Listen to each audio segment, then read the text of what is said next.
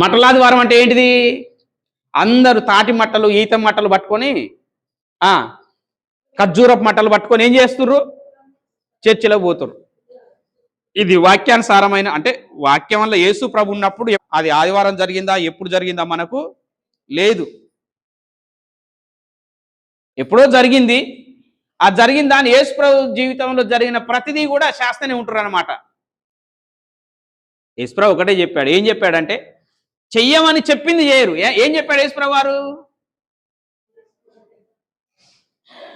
నన్ను జ్ఞాపకం చేసుకొనుటకు నా శరీరాన్ని తినండి, నా రక్తాన్ని ఇది చెయ్యండి అని చెప్పిండా?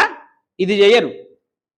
మనుషులకున్న అసలు సిసలైన బుద్ధి నైజం ఏంటంటే చెప్పింది చెయ్యరు, వద్దన్నది అది. మరి యేసు ప్రభు ఆదివారం నా శరీరాన్ని తిని నా రక్తాన్ని నన్ను జ్ఞాపకం చేసుకొనుటకు దీన్ని చేయుడు అని ప్రభు చెప్పిండు. ఇది చెయ్యరు. మట్టలాదివారం చేయమన్నాడా? చేయమని లేదు. క్రిస్మస్ పండుగ చేయమన్నాడా? చేయమనిలే. గుడారాల పండుగ చేయమన్నాడా? చేయమనిలే. పెంతకోస్తు పండుగ చేయమన్నాడా?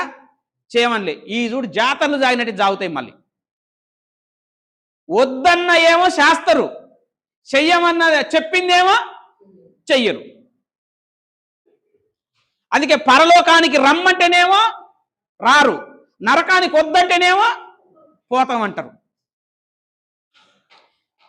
యేసు ప్రభు కూడా పరలోకానికి వద్దు, నరకానికి వెళ్ళండి అంటే బహుశా వీళ్ళు గోదురేమో వద్దన్నారని, అంటే చెప్పింది చెయ్యరన్నమాట. ఆదామవ్వలు కూడా ఏం చెప్పిండు? తినొద్దు అని అన్నాడు. ఏమన్నారు? దేవుడు అన్ని పండ్లను తినమన్నట్టు ఆ పండును కూడా తినండి అని అంటే వాళ్ళు తినకపోదురేమో. అంటే మానవునికి ఉన్న బుద్ధి ఏంది?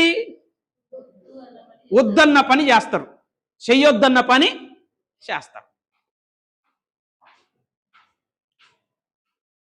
చెయ్యొద్దన్న పని చేస్తారు, చెయ్యమన్న పని చెయ్యరు.